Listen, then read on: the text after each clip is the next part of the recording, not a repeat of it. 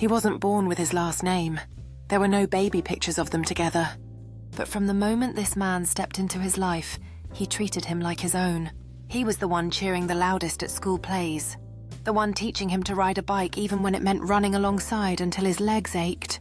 The one who stayed up late helping with homework he barely understood himself.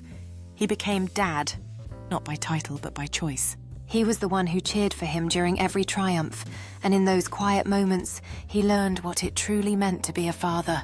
Through laughter and tears, he taught him strength and kindness, shaping the man he would become. With every lesson learned and every story shared, their bond deepened, transforming what once was absence into unwavering love. As years went by, he realized that family is defined not by blood, but by the heart's choices and the memories we create together.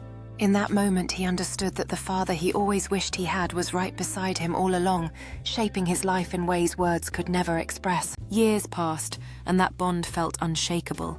It was the kind of love people dream of, proof that family isn't always about blood, but about presence. Then, it happened.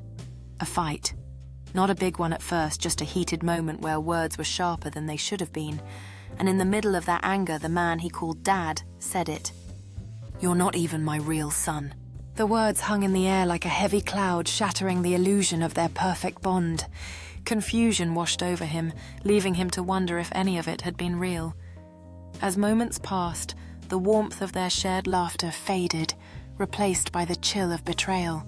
He realized that love could be fragile, and sometimes the deepest wounds were inflicted not by absence, but by those closest to us.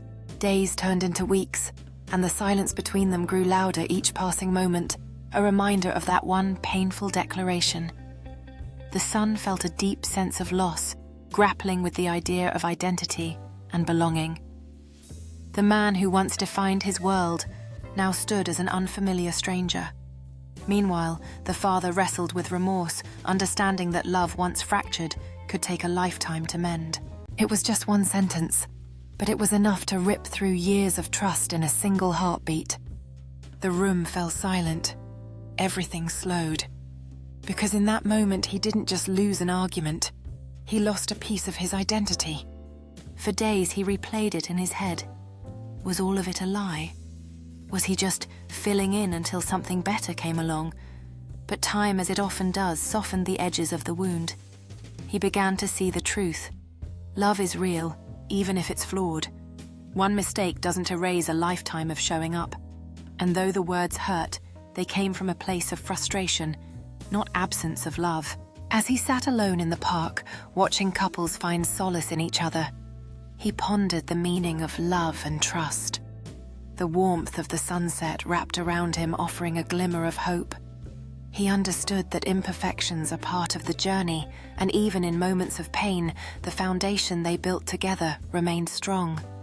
In that golden hour, he decided to confront his fears, realizing that vulnerability is a strength, not a weakness.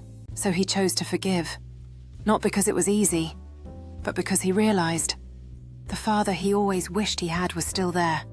Not perfect, not unshakable, but still his dad, the one who stayed. He remembered the laughter they shared, the lessons learned, and the moments that shaped him. In that instant, he understood that love often comes with imperfections. With every word spoken, the walls between them began to crumble.